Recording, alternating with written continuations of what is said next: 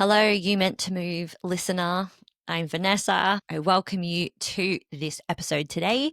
I have a new friend joining me today. His name's Tony Eames. He owns a beautiful space literally down the road from me called Calm Bar, where I have been going to relax my brain and my body. Tony comes from a corporate background and is now in the wellness sector. And I absolutely love when people make that transition from being in the corporate space for so long and they find something and then all of a sudden they're just transformed and they're here in the health and wellness space. So we talk a little bit about that today. You're also going to hear a little bit about recovery, a little bit about sauna, a little bit about ice bath, and a little bit about breath work. And what I love about Tony's approach is that it doesn't all have to be science. And he's a very open person and very welcoming. And so I feel like when you listen, you're just stepping into a safe space to be able to try things out if you want to try them out. And that's definitely his approach. And I am really excited and I'm really curious to see what you think about saunas and ice baths and all of those kinds of things post hearing this message. And I really hope that you go and give yourself some time to enjoy some space and some calmness for yourself. I was definitely a little bit more calm after this conversation. I hope you can be. Let's get into it. Are you located in Sydney? I'm passionate about working one-on-one with clients. During an introductory session, I'll get to know you and your body, your pains, frustrations, and learn what movements light you up. We'll then get right to work, getting you moving in new and unique ways that will help you find pure joy and fulfillment with movement. Click on the Work With Me link in the show notes, and let's get started. And with me today, I'm going to call him a friend now. I've decided you're stuck with me now. You're going to see me at Calm Bar all the time. I have Tony with me from Calm Bar. Tony, welcome to Meant to Move. Really nice to have you today. Yeah, thanks, Vanessa. Great to be here. And yeah, it's been great getting to know you over the last couple of months as you've sort of visited us for various reasons. Yeah. Sorry for the listener. I have just started trying to be a little bit more diligent with my recovery in terms of like external recovery, making time for myself to go to the sauna and give myself that time to just do nothing for an hour, which if you know me personally, you know that that's not the easiest thing for me to do for myself. So having a physical space, like a Calm Bar or a recovery center, we know that it's getting super popular. And Tony is the owner of where I like to go, which is great because it's just down the road from me. And he has an excellent and unique story about how he kind of got into this space. So I think maybe let's lead with that, Tony. Could you tell us a little bit about your background and why did you decide to open up a recovery center? Yeah, thanks, Vanessa. So I guess the story goes back probably 5 or 6 years now. It was, I was working in the corporate job, working on major projects for government, so very big, complex environments. Um, And I was always interested in health and wellness. And, certainly 5 or 6 years ago, there were not any places like Calm Bar that existed. So there weren't places there were a few that you could go for a sauna. There was probably not any that you could go for an ice bath. Certainly breathwork, whilst it's been around for, thousands of years, was not really part of the sort of popular wellness culture. So I really got into it out of personal interest. So going back to 2020, I think everybody remembers the first Sydney lockdown. We were all pretty much locked at home with not much to do apart from work and look after kids and try and maintain our relationships and so on. So I got into, I guess, searching for things on YouTube, like many people do. And like a lot of people, I discovered Wim Hof. So if you don't know Wim Hof, he's the Dutch Iceman. I guess you could really say that he's made breathwork and cold plunging very popular across the world.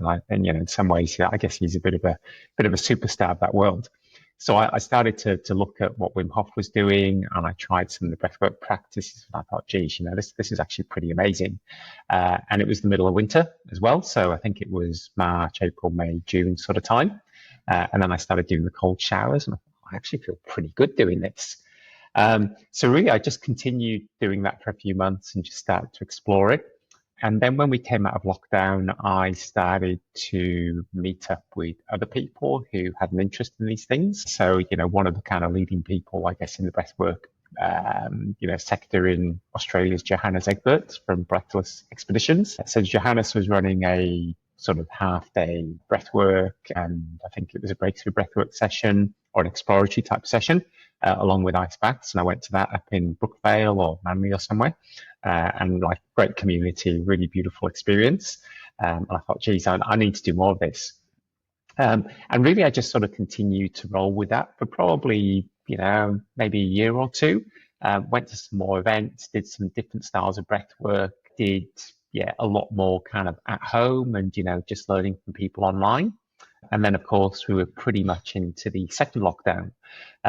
So it was really during that period where things got very difficult for me, I guess, from a work perspective, also from a family situation perspective with kids at home. And I had some struggles with, I guess, parents in the UK being sick. So it was, a difficult time. And what I found was that really sort of coming back to the breath was really helpful. So things were kind of definitely edging up in terms of, the stress situation, coming back to the breath every time that I could. There wasn't really an opportunity to do much cold exposure apart from cold showers. But I did make it down to the service station a few times and try to, stack the back full of ice. And, limited success with that, but, it was part of what I was trying to do. I was also exercising quite a lot of the time, which was good. So, running, going to the gym if I could, and really starting to think about, I guess, those recovery elements. What happened next was that I went to an expedition with Breathless, and it was a men's retreat down in the Snow Mountains. So that was about 4 days, I think, 3 or 4 days, which was, it was pretty full on. But we did lots of really big, powerful breathwork sessions, lots of kind of crazy stuff where, you sort of jump in rivers and you don't get given a towel. You don't take your towel with you and just kind of, you have to deal with whatever's presented in front of you. And I'd kind of, probably for 3 or 4 months before that, I had this idea of creating a space in West Sydney. I didn't really know what it was going to kind of look and feel like. But then when I went away and I did the men's retreat, I came back and I went, yeah, okay, this is what I'm going to do. So I then, did a bit of thinking about it, did some planning, kept working on my own skills. So I did the level 1 training in breathwork, and then I did the master's training sort of mid last year. And really in the meantime, I just started to get the plans in place to open the space. I decided, I suppose, maybe just because of how I am, not to go half in and not try and do, a few little events. I went full head. I leased the space, decided that this is what I was going to do, and then probably spent, the best part of 6 months making it happen. So as well as leasing space, you've got to kind of work out what your product is, get your website built, find a team of people, work out at least some basic marketing strategies, which I didn't do very well, admittedly. I was really focused on just getting open and, starting to, I guess, deliver the services which I'd fallen in love with, which were essentially really the core of what we do today, which is the breathwork, the saunas, and the ice baths. And really, I think it's still quite a unique mix in Sydney. There's a lot of places that have sprung up since, which do, certain elements of, what we do. But yeah, I still think we have this kind of unique experience and this unique offering, which keeps developing all the time as well. That's great. I love how quickly people, when they start to experience breath work and either cold plunging or sauna, how transformative, how quickly it can be for people. Mm. And I think that you're testament to that in terms of like, it took you a couple of years, but that, like, in the whole context of your life, it's not that long when you think about it, right? It's pretty incredible. And now you've chosen to kind of go down this pathway to help other people recognize that their mental health and their physical health is inextricably linked, and that there's things that you can do to benefit both at the same time. And I think that's such a wonderful space to be in. Yeah, look, it's super exciting, and it makes me very kind of energized when I think about all the things that we could be doing. I would say though, Vanessa, that I sort of think a lot about kind of I guess the overall picture of health and wellness, and, you'd be right across this, and I'm sure many of your guests and, the watchers, often it's about getting the foundations right first, though. So, obviously sleep, nutrition, movement, and so on. I think what we do is, in addition to getting those fundamentals right, so it's not the immediate intervention that's going to solve everything. But, equally, I think that from personal experience as well, what I've seen is that you can do a session, and that might be, breath work, or it might be sauna, and it might be an ice bath, or any combination of those things. And it can make a very immediate difference to how you're feeling that day. And, for some time afterwards as well. So, and then obviously, as you start to bring it into your practice, it adds to whatever you're doing. So, it's not that one thing is absolutely the answer, but it's part of the overall, I guess, picture.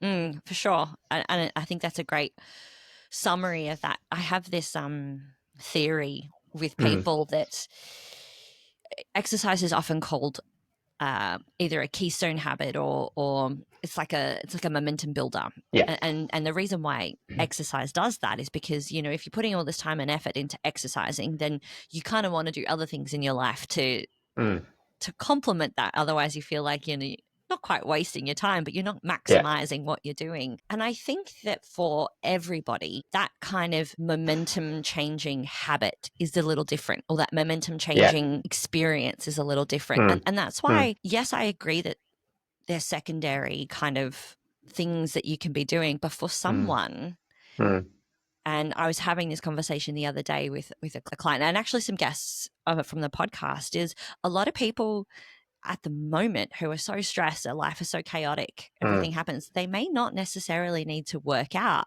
mm. They need to work inwards. They need Inwards, yeah, to come back to their body. They need yeah. to take some stillness, take some calmness, Mm, mm, and that can become the habit that creates mm, momentum yeah. towards a life change as well. And so I think I wanted to highlight that, because anything in this health and wellness arena that Mm, gives you a positive physical and mental benefit, I think has mm, the potential to be transformative. And that's what makes it transformative, in my yeah. opinion. Yeah, I agree. I mean, you've got to create that space and the ability to exercise as well, right? For some people. And as you've said, like, it might not be, I don't know, doing CrossFit 6 days a week might not be the best solution if you're already highly stressed. I mean, I've been there and I've done that, at different stages of my life. I think, oh, geez, the first time was about 15 years ago, and the last time was about 5 years ago. But because I was already working a lot, doing a lot, I felt even more burnt out by doing that. So I Mm-hmm. think it's about trying to find that balance as well, and sort of recognizing where you're at as an individual. And sometimes you need some help with that too, which is where your expertise, for example, might come in. Um, but I think I see what we offer as very complementary as well. So what I do personally now is I might train one day, and the next day I'll just do something very light. I'll kind of go for a walk, maybe a light jog, do a sauna, do an ice bath, and then I'm kind of ready to train again the next day. So, but recognizing that it's different for everybody as well. No, that's great. That's great. I would like to dive a little bit deeper Mm, into these modalities, because yeah. I think we were mentioning this as we were chatting, that we can get really sciencey sometimes about these Mm, modalities of recovery, mm, or whatever they are. yeah. And I love perspective. I love to hear what everybody and lots of different people have to think about them. So when we talk about sauna, Mm, you have infrared. yes, correct. Yeah. What's happening? What are we Mm. doing in a sauna? Well, really, from a kind of non-science perspective, it's just the opportunity to relax. Which I think it's kind of hard for people to do these days. Um, Obviously, you've got the benefits of the heat, which help with that. So slowing down, um, really, I guess the opportunity to. So, for example, when I'm in the sauna, I don't watch anything on my phone. I sometimes listen to something, but it's usually something kind of very calming and relaxing. I often do breath work when I'm in the sauna. So I have, a particular sequence of breath work, which I'll just work through on the day. And that's how I'll spend the 30 minutes while I'm in there. Um, it's particularly good, I would say, if you're feeling quite depleted and exhausted, because we do Mm, have a lot of people that come in and, they've had a busy day or a busy week. And it's really just that kind of quick reset that really, really does work. So yeah, from a non-science perspective, I guess that would be my kind of quick take on it. And then I guess, sort of delving into the science, heat is very, very good for you. As I mentioned, the benefits of detoxification, relaxation, and so on. There's the more sort of scientific elements, such as the creation of the heat shock proteins, and really what it's doing to your body during that short session. But it's very powerful, even in sort of a 20 or 30-minute session, I find. yeah, and just to touch on kind of that heat shock, essentially for me, and this is really interesting. I'm a little bit metric heavy. I love Mm, having a little metric and seeing what's going on, but also listening and feeling to my body. Because when I'm in the sauna, I feel like all my muscles just start to relax, but it takes me a while mm, because I go in and sometimes my mind is so busy and it mm. takes a while to just sit. Yeah, And so for me, my experience in the sauna is I have to either listen to something or I'll read a book yeah. initially, because Hmm. I can kind of then close that busy mind off. I'm focusing on something at least that's not work or Yeah, whatever else it yeah. might be. So you're not checking your emails? Not checking my No. emails. Yeah, The other yeah, benefit of infrared, when you have the sauna really hot, your devices hate it. yeah, yeah, yeah, They get all overheated. So yeah, that's yeah. that's a good benefit. But aside from that, so I leave the phone outside of the sauna, and after about 20 minutes, that's when I can feel myself like fully come back into my body and start Yeah, to really notice yeah. what's happening and what's going on. And Mm, that's kind of the more relaxing stage. And by the last kind of 10-15 minutes in the mm. sauna, that's when I'm doing, like, I'll do some lymphatic work. So Yeah, I'll yeah, like rub my skin vigorously. And once yeah. you've been in the The big sauna, six. yeah, Yeah, that long, yeah, you essentially you just feel that layer of dead skin just come off. It's yeah, like magical for your skin. yeah, yeah, So that's super great. And then I'm focusing on the breath in those last kind of few yeah. minutes, because that's when I feel like I can be really present. And Mm-hmm. like you said, I think most people struggle, Mm, myself included, to sit mm, still, like mm, just to actually sit, regardless mm, of the heat shock protein and the resilience building and all of that kind of stuff that you get from being in an infrared or being in a hot sauna. mm, mm. And then if you go with friends, then you get the whole like social element Yeah, as well, exactly. Yeah. which is great. But if you're just doing it by yourself, I think it's a completely different experience. It is a Mm, completely mm, different experience. mm, And learning to sit mm, is a skill we just don't mm, really have anymore. mm, And it takes me a lot of practice as well. Like, I find it really mm, hard to do at home. It's very easy for me to mm, get distracted. But mm, if I go to mm. the sauna, okay, I can do it now. Yeah, yeah, yeah. That's right. Even just a short space of time, right? Exactly. Yeah. Yeah. And it's really kind of interesting what people do in there. I mean, I often, it's probably not, I don't know, if you speak to the purists, it's probably not recommended, but I often lie down and I just, do some breath work lying down, which is really nice. Just do sort Mm. of 5 breaths in, 5 breaths out, something really simple. Um, and I have been known to have, I suppose you'd sort of call it micro sleep in the sauna, Mm. um, which is really interesting actually, because you can kind of just nod off for maybe 5 or 10 minutes, and when you sort of go in and out, you sort of get a bit twitchy, um, and then you wake up, but it's sort of like you've had maybe, like, I don't know, a 2 hour sleep. It feels like that. Mm. So it's really interesting. I still need to sort of delve into this a bit more. And then, of course, when you combine it with the ice bath, you get that sort of immediate surge of energy. So, even for example, yesterday I had a pretty long day with various things on, but I was lucky enough to be able to carve out an hour in the afternoon to have a sauna and ice bath. And then, it was a long evening as well of doing breath work with the class. But yeah, I felt like so much better afterwards. Mm. So it's really interesting. We've had a lot of people come through as clients, um, and it's even noticeable by speaking to them and looking at them pre and post session, just how different they are. Yeah. Yeah. Um, some people are super nervous when they come in because ice baths can be challenging, but I would say that 98% of people come out with a big smile on their face, going that just felt incredible. So, it's really good that you can have such a short sort of intervention, if you like, and it can make such a difference.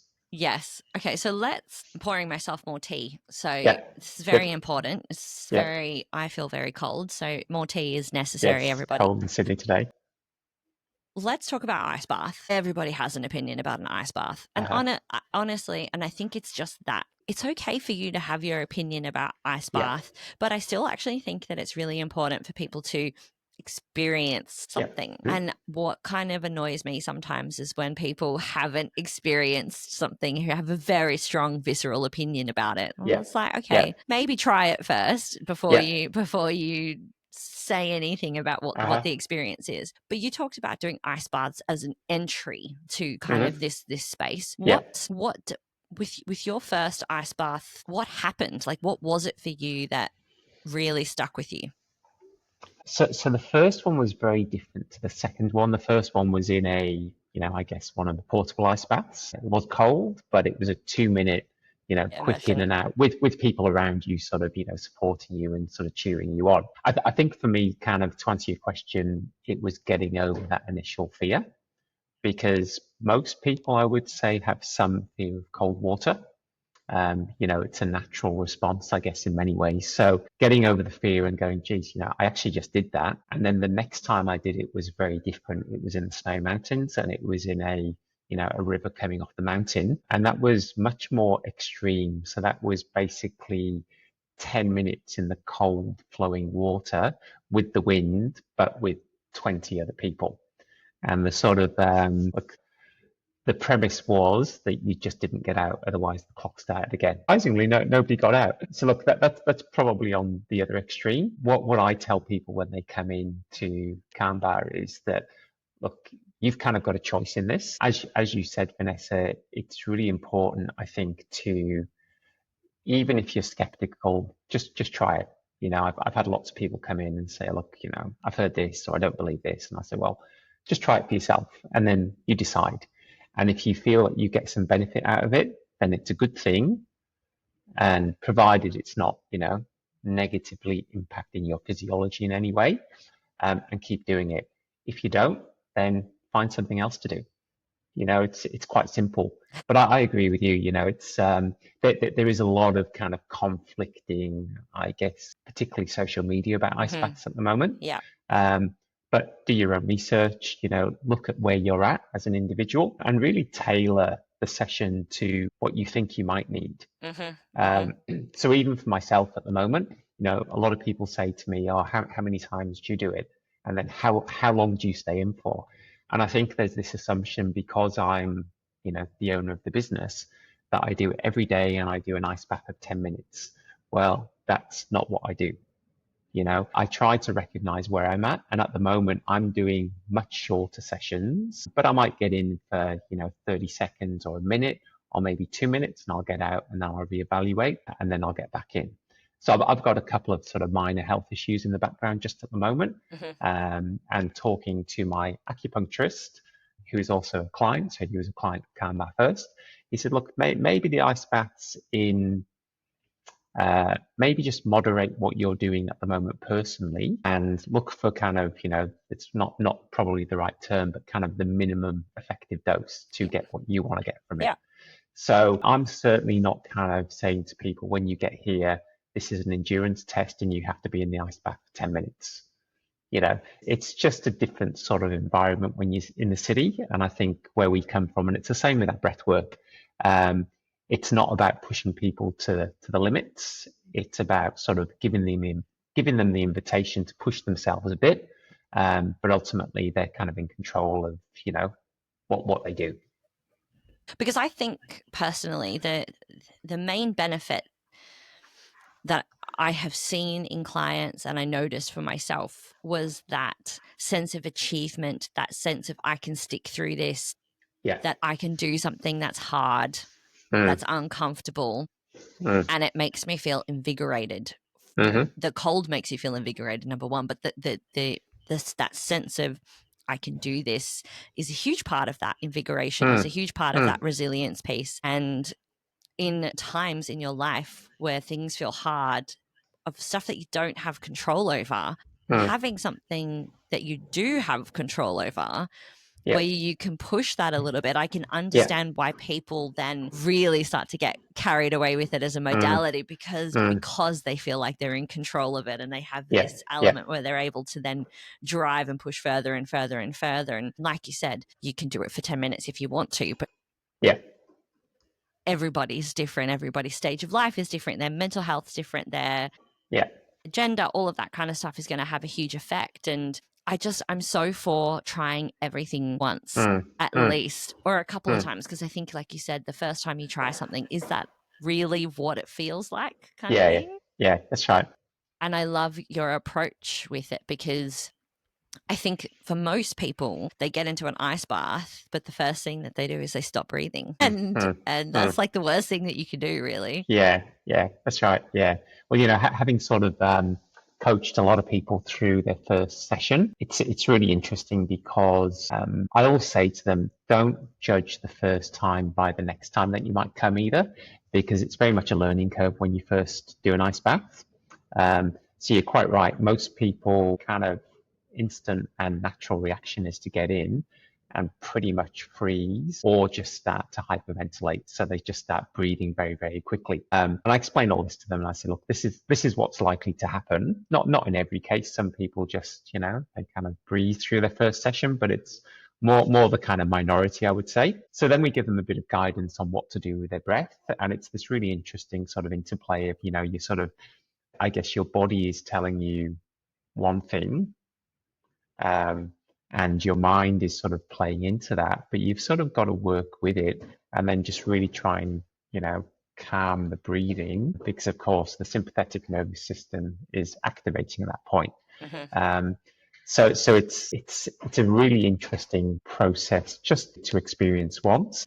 And then the next time it's almost like, you've learned through that experience. So how would you do it differently? So the analogy I sort of sometimes use with people is that, if you've never run before and you run a kilometer at sprints, it's going to be pretty horrible, right? Not a fun time. Even No, if you're that's right. trained, it's not a Yeah, fun that's, time. that's that's right. Well, if you haven't trained, and then the next time you do it, you've got a bit more kind of experience about, well, okay, that's how it felt last time. Maybe I should slow down. So you just, you work with the experience from the first time the next time. And the other thing I'd say as well is it's often not the same when you come in from time to time. So we get people coming in, and look, people get very obsessed by time with ice baths. The question that I get asked the most is, how long should I spend in the ice bath? Yeah. I say to nearly everybody, well, I don't know. And they go, you don't know. And I say, well, it sort of depends on you. Depends on, your level of exposure previously. It depends on how you are today. It depends, I suppose, yeah, how you actually are once you're in the ice bath. Because obviously, if you're having kind of, two extremes, one is you're sort of having a panic attack, which doesn't really happen, or two, you feel completely zen, then you would probably stay in for a different amount of time. So yeah, it's interesting that people are very obsessed by time in general. For me, I rarely, in fact, no, I don't time my ice baths ever now, because I just go for the experience and I go, okay, how am I feeling? Is that enough today? Yeah, that's enough. And it might be a minute, it might be 2 minutes, it might be 5 minutes. But trying to move people away from kind of the obsessive culture of, time is everything and everything has to be Tony, measured, sorry. that's like telling a runner not to use their Strava when they go for a run. Are you crazy? I know, yeah, that's crazy, right? All the runners who are listening are like, what?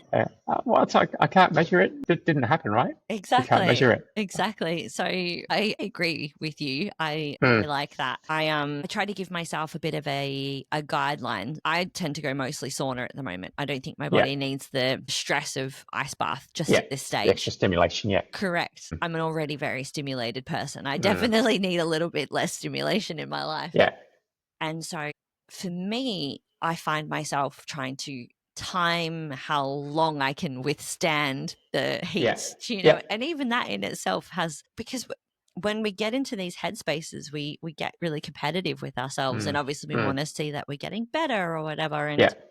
the most recent sauna that I did, I must have maybe been fighting a bit of a cold or whatever, but I struggled. Like I absolutely struggled in the heat that time. And and you don't know what's happening to you on the inside 9 times out of Mm. 10. Like you might feel a couple of things, but you don't know what's exactly going on. And something like sauna and ice bath will tell you very quickly Yeah.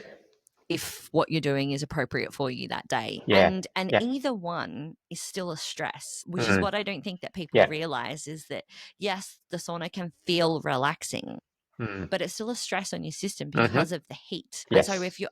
if you're really stressed, or if you're sick, or all of the above, that might feel like too much for you Yeah. that Yeah. day. And Yeah. Absolutely. it takes me a day to recover from Mm. an intense Mm. sauna session as well. Mm. Mm. Mm.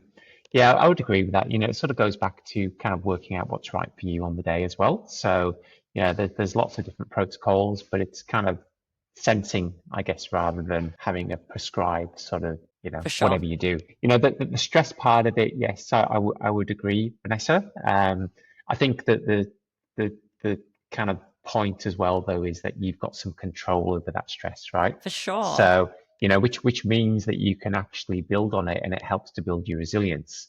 It's a bit like doing bicep curls or something. So, yeah, you're going to do 10 of those. It's going to stress the muscle, but you're building something over the Yeah. longer term. Stress is not a dirty word.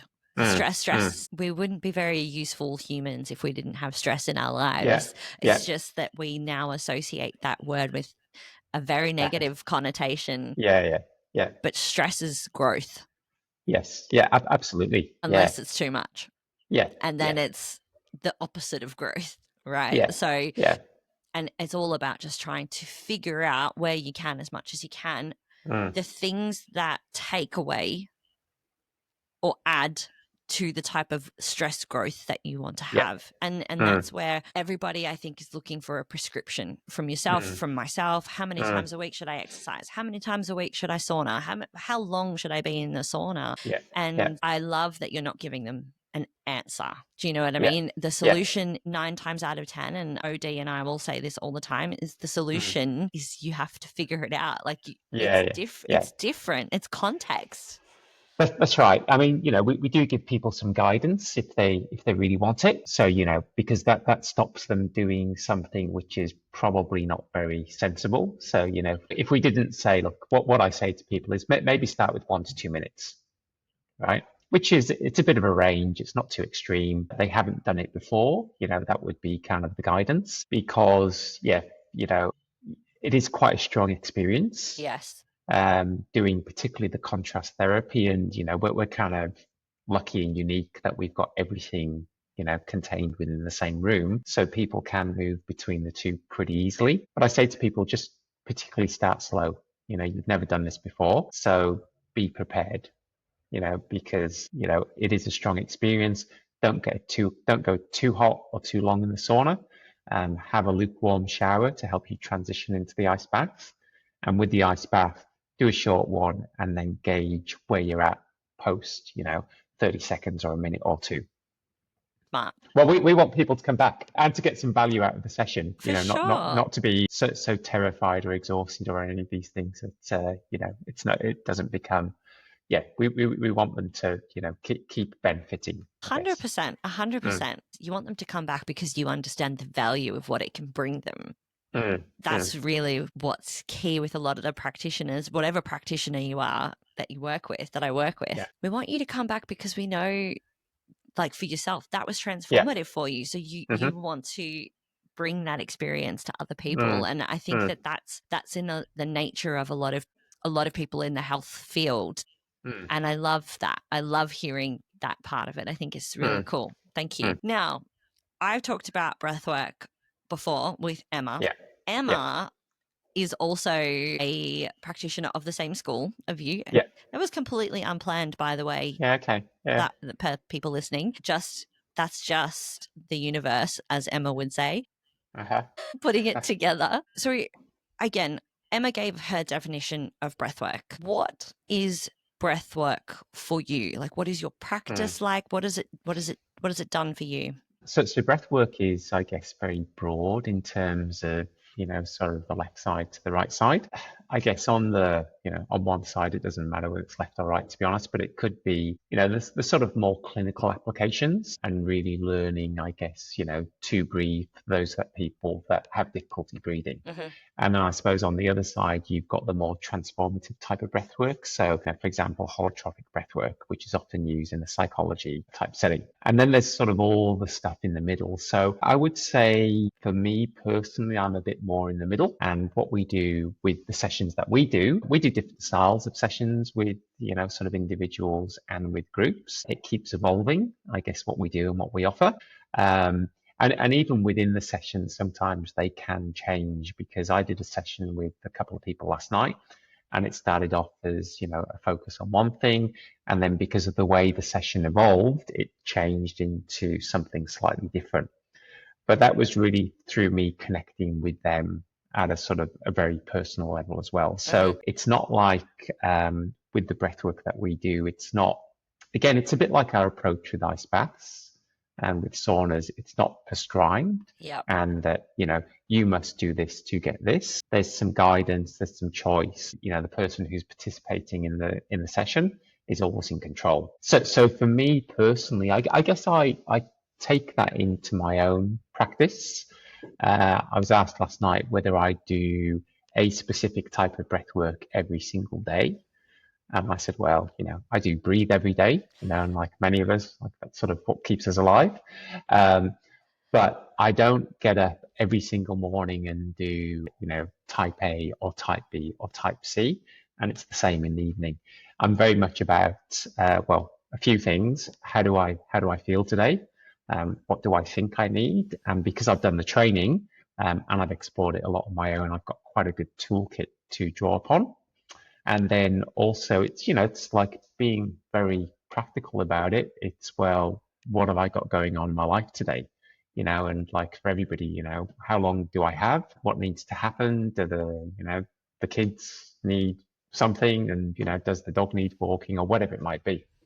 Um, so I sort of change it depending on the day, but I would say that I do something every morning. So that could be, I often combine it with movement, for example. So I might do some qigong. That's been very interesting and quite transformative over the last probably 6 months. It's very time efficient as well because it combines, which is sometimes handy. Yeah, it is. Uh, it is because it combines the movement and then it combines the breath and then it combines, I guess, some element of meditation. So I might do that some mornings. Other mornings I might get up and go, you know what, I feel great today, but I'd like just a bit more energy. And so might do something a bit more like a Wim Hof style breathing. Um, Other days I might be completely the other end of the spectrum. So I might get up and you know what, I can't really, and let's say I get up super early and I've been working late, whatever it might be. Um, I might just get the yoga mat out, lie down and do something more like a yoga nidra or an SDR, I guess as some people now call it. But that will just be very sort of gentle breathing, just body sensing, body awareness. Hmm. Or I might combine a couple of those elements if I've got a bit more time. So I might, or do some mindfulness exercises. So I don't, to be honest, Vanessa, I don't have like a particularly kind of rigid practice, but I will do something every morning, I would say. I might try and do a very short thing during the day, depending again on what I think I need. And then in the evening, quite often, if I try to do deep relaxation breath work and I'm not in bed, I'll just fall asleep, which is not great because then I'll go get to bed. So more often than not, I will go to bed and pretty much, well, the last thing I'll do is do some deep relaxation breath work in bed because then I don't have to get up and go anywhere. That's it. So yeah, and it's really good because when you've got some tools to draw upon, and most of them are not particularly complicated, to be honest. In fact, none of them are complicated.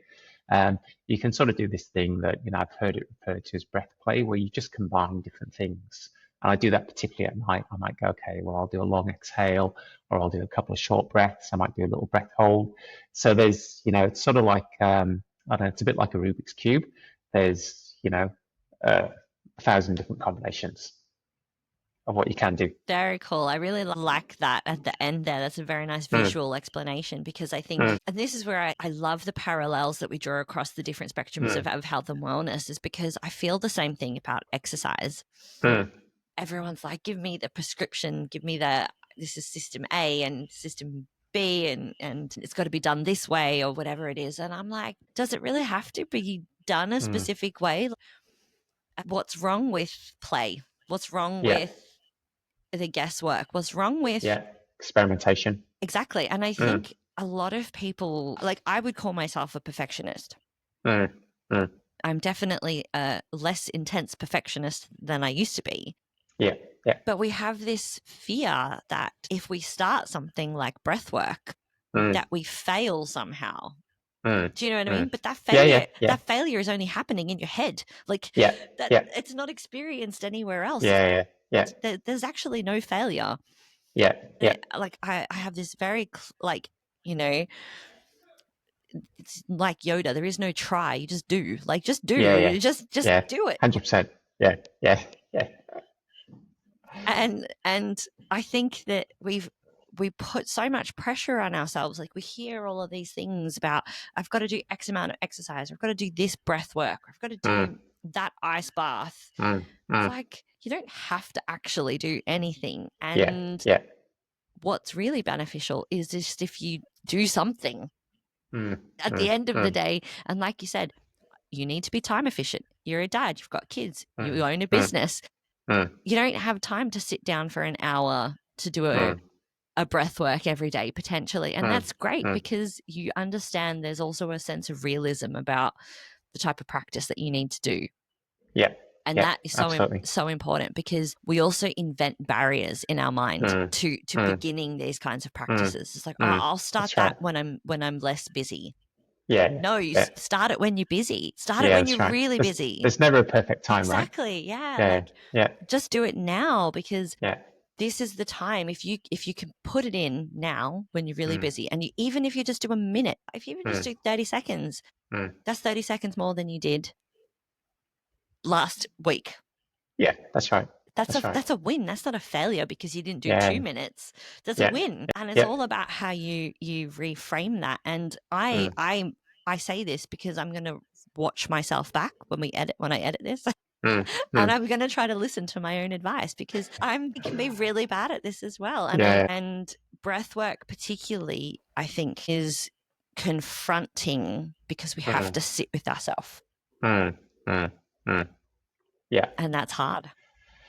Yeah, look, I would say yes, but it's not as confronting as trying to meditate for a lot of people. Yes, true. So, meditation is, I mean, breath work, there's an element of doing something involved. And, meditation, I mean, literally you are not doing anything. And, I would love to meditate more. I find it quite challenging, and I think a lot of people do. Um, but I'm just following my own advice and your advice here, Vanessa. And I try to do a little bit every day.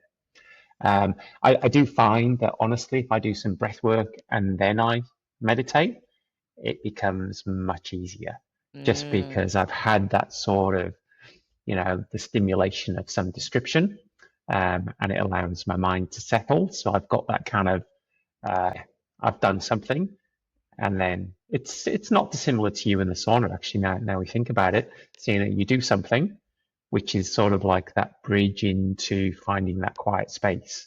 So I think it's very difficult uh, to probably go from 100%, as in capacity overthinking, work, whatever it might be, to that really sort of relaxed sort of yeah. phase. No So thoughts. maybe, yeah, maybe we all need the transition, and we need something to help get us there. Breath work is really good for that. Excellent. I love that. And you were talking about Qigong, and I talk Yeah, about movement therapy. yeah. For people who don't know what Qigong is or Hmm. you know, what describing, how is that? I'm going to call that movement therapy because it sounds like Yeah, movement. yeah, yeah, How yeah, is yeah. that? What is that? And how has that helped you?